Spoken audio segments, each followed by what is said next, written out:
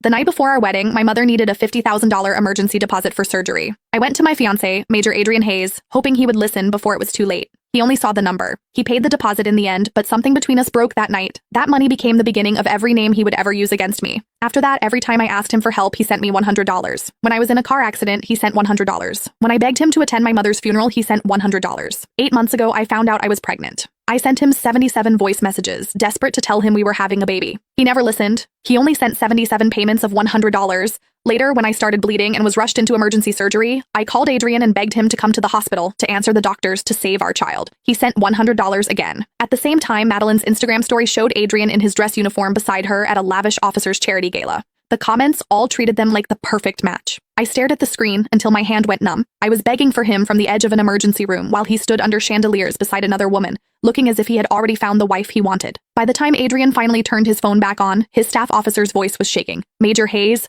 your wife and the baby did not make it." And in that moment, Adrian went feral. After the prenatal checkup, the doctor pushed the report toward me. "Nora, you are almost 8 months pregnant, and this is a high-risk pregnancy. There is a chance of premature labor, so I recommend admitting you for observation today. If things worsen, we may need an emergency C-section." She glanced at the admission form. "Can your husband come in? We need your emergency contact, insurance details, and hospital notification information updated before admission." For months, I had come to every appointment alone. Blood tests, ultrasounds, fetal monitoring, payments, and prescriptions were all things I handled by myself.